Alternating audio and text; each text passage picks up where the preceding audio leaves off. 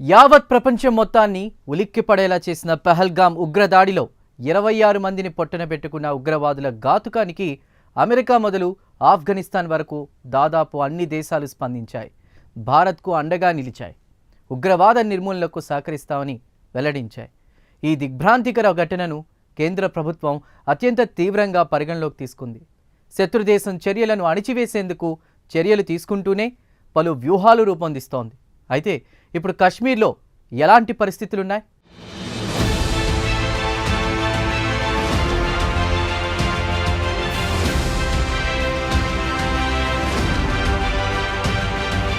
జమ్మూ కాశ్మీర్ పహల్గామ్లో ఉగ్రవాదుల కిరాతక దాడి తర్వాత అనూహ్య పరిణామాలు ఏర్పడుతున్నాయి.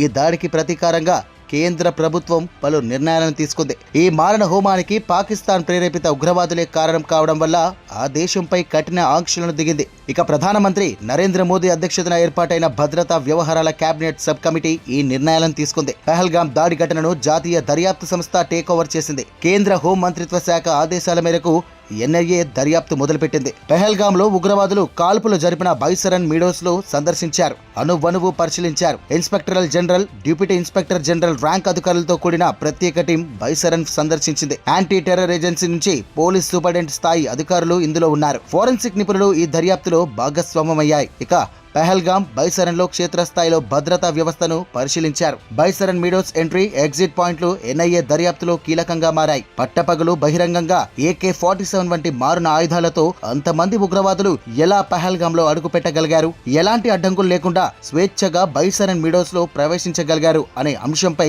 విచారణ జరిపారు. ప్రత్యక్ష సాక్షులను విచారించి ఉగ్రవాదుల రాకపోకల గురించి ఆరా తీశారు.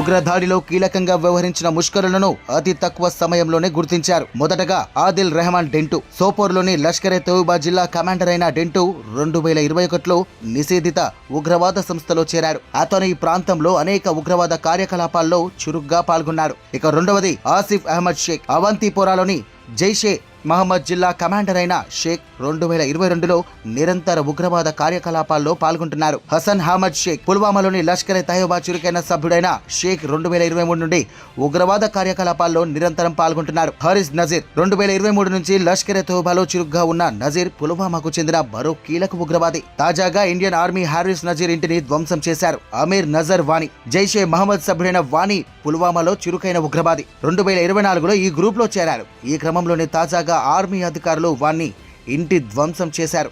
ఇక ఆరవది యావర్ అహ్మద్ భట్, 2024 నుండి జైషే మహమ్మద్ తో సంబంధం ఉన్న భట్ పుల్వామా నుంచి కార్యకలాపాలు నిర్వహిస్తున్న మరో చురుకైన ఉగ్రవాది. ఇక ఏడవది ఆసిఫ్ అహ్మద్ ఖాండే, షోపియాన్ కు చెందిన ఉగ్రవాది. ఖాండే జూలై 2015లో హిజాబుల్ ముజాహిద్దీన్ లో చేరాడు.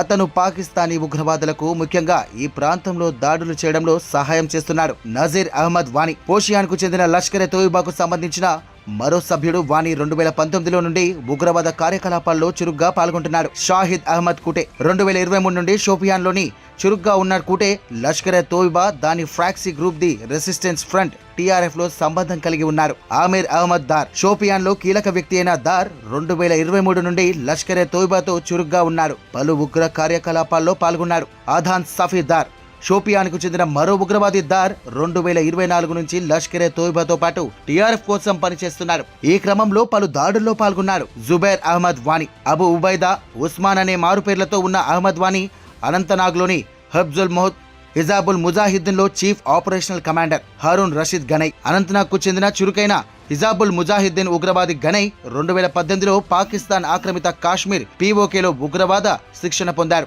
జాకిర్ అహ్మద్ గని, కుల్గాంలో కీలక వ్యక్తి అయిన గని లష్కర్-ఎ-తోయిబాతో సంబంధం కలిగి ఉన్నారు. తాజాగా ఈ ఉగ్రవాది ఇంటిని ఆర్మీ అధికారులు నేలమట్టం చేశారు.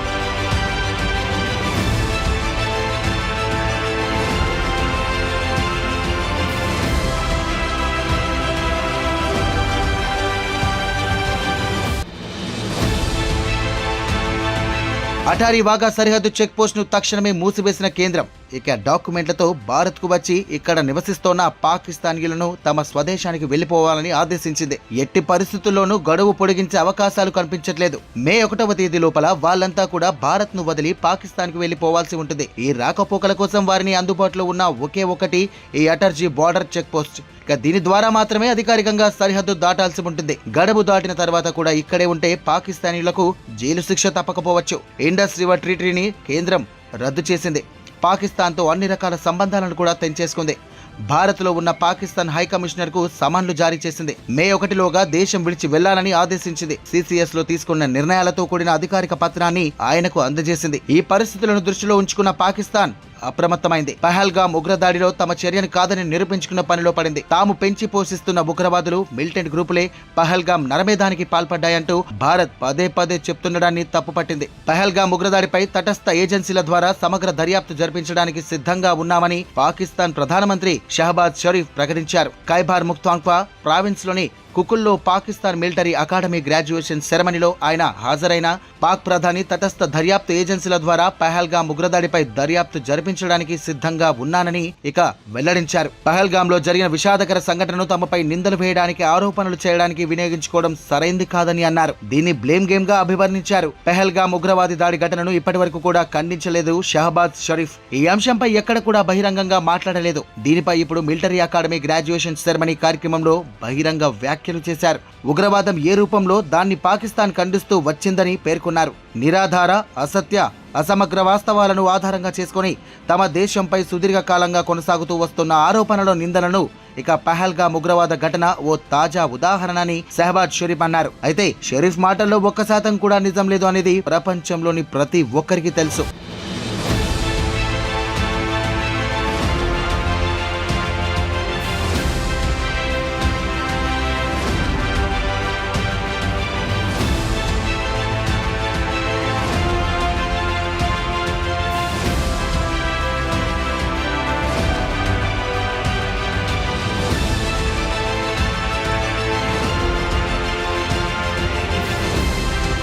కాశ్మీర్ను సందర్శించే దేశ విదేశాలకు చెందిన ప్రకృతి ప్రేమికులు తప్పకుండా చూసే ప్రదేశం బైసరన్ లోయ. అక్కడి రమణీయ దృశ్యాలను కెమెరాల్లో బంధించుకుంటారు. ఇటీవల ఉగ్రదాడి జరిగిన సమయంలో అక్కడ ఉన్న వీడియోగ్రాఫర్ తీసిన వీడియోలు ఉగ్రదాడికి సంబంధించిన దర్యాప్తులో కీలక పాత్ర పోషించనున్నాయి.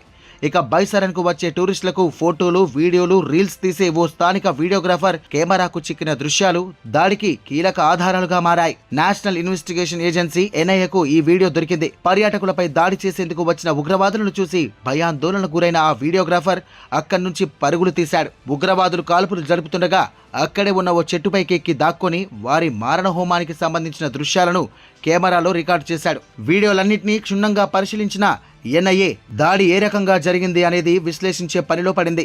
ఉగ్రవాదులు 2 టీములుగా విడిపోయి బైసరన్ లోయలో ఇక వేరువేరు దిక్కుల నుంచి కాల్పులకు తెగబడినట్లు ఆ వీడియో ఆధారంగా ఎన్ఐఏ అధికారులు గుర్తించారు.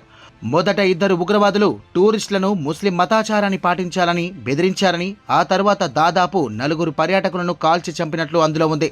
ఇక ఈ కాల్పులతో అక్కడ ఒక్కసారిగా భయాందోళనలు నెలకొన్నాయి. దీంతో టూరిస్టులు ఎక్కడికక్కడ పారిపోయారు. ఇక అదే సమయంలో జిప్ లైన్ అనే ప్రదేశం నుంచి మరో ఉగ్రవాదులు బయటికి వచ్చి టూరిస్టులపై కాల్పులు జరిపారు. వీడియోగ్రాఫర్ ను ప్రశ్నించి కీలక ఆధారాలను ఎన్ఐఏ సేకరించింది. దాడి చేసేందుకు ఉగ్రవాదులకు సహకరించిన వారిని గుర్తించేందుకు ఈ వీడియో ఉపయోగపడుతుందని అధికారులు భావిస్తున్నారు. ఇక ఈ ఉగ్రదాడి సందర్భంగా కాల్పులు జరిపిన ముష్కరులు కొందరి ఫోన్లను లాక్కున్నట్లు ఎన్ఐఏ దర్యాప్తులో వెల్లడించింది. ఈ ఉగ్రదాడి సందర్భంగా కాల్పులు జరిపిన ముష్కరులు కొందరి ఫోన్లను లాక్కుంటున్నట్లు ఎన్ఐఏ దర్యాప్తులో తేలింది. అక్కడికి వచ్చిన ఒక టూరిస్టు ఫోన్తో పాటు స్థానికుడు ఫోన్ కూడా బెదిరించి తీసుకున్నట్లు వెల్లడైంది. దీంతో ఆ 2 ఫోన్లను ట్రాక్ చేసేందుకు అధికారులు ప్రయత్నిస్తున్నారు. ఘటన స్థలం నుంచి AK-47, M4 రైఫళ్లకు సంబంధించిన ఖాళీ తూటాలను స్వాధీనం చేసుకున్నారు.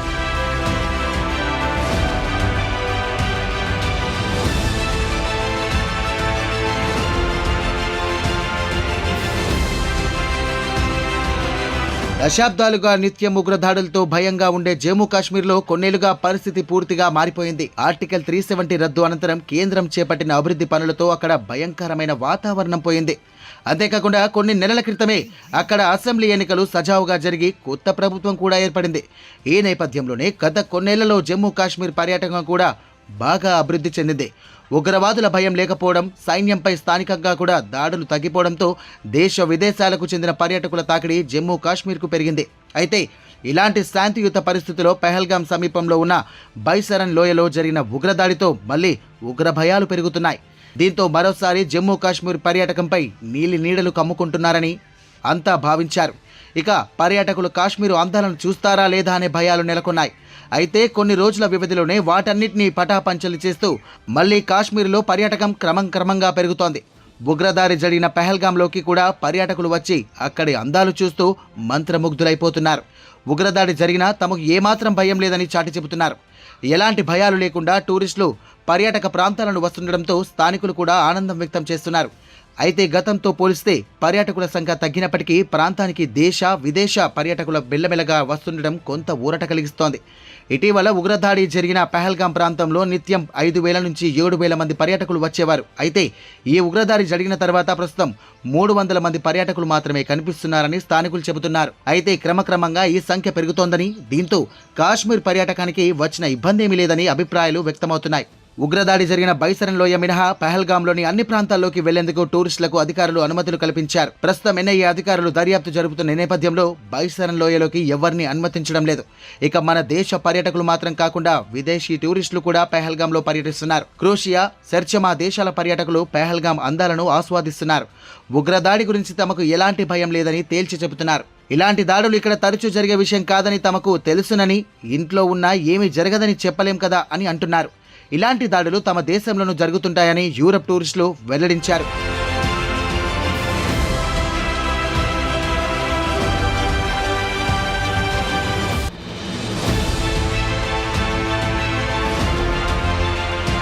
అటాక్ తర్వాత కొన్ని రోజులకు ఇక్కడికి వచ్చే పర్యాటకులు పెరగడం విశేషం. గత కొన్ని వారాలుగా అనేక మంది టూరిస్టులు భద్రతను అంగీకరించి ప్రయాణం చేస్తున్నారు.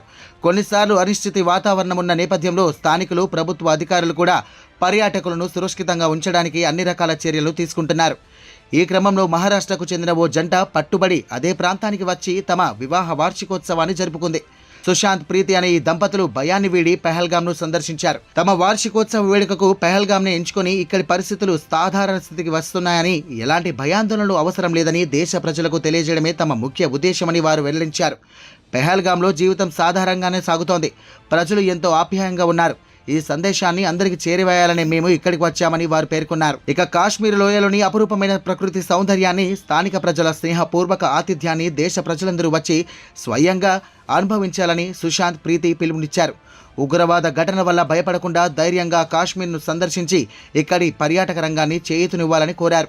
ఇకపై ఎవరు కాశ్మీర్ ప్రాంతానికి రాలేరని అనుమానాలు చాలా త్వరగా తేలిపోయాయి. భద్రతా సవాళ్ల మధ్య పెహల్గాంలోని పర్యాటకుల సంఖ్య క్రమంగా పెరిగిపోతోంది. దీంతో పాటు స్థానికుల వ్యాపారం కూడా యథావిధిగా కొనసాగుతోంది. కొంతకాలమైతే టూరిజం మరింత పెరిగే ఛాన్స్ ఉంది. అనేక మంది ప్రాణాలను బలికొన్న విధ్వంసకరమైనటువంటి ఉగ్రదాడి తర్వాత జమ్మూ కాశ్మీర్, పెహల్గాం లోయ క్రమంగా సాధారణ స్థితికి తిరిగి వస్తోంది. ఇలాంటి పరిణామం కాశ్మీర్ టూరిజం సహా ఇండియాకు కూడా మంచి విషయమని చెప్పవచ్చు. ఇదంతా ఇండియన్ ఆర్మీపై దేశ విదేశీ పర్యాటకులకు కలిగిన నమ్మకానికి నిదర్శనంగా చెప్పవచ్చు.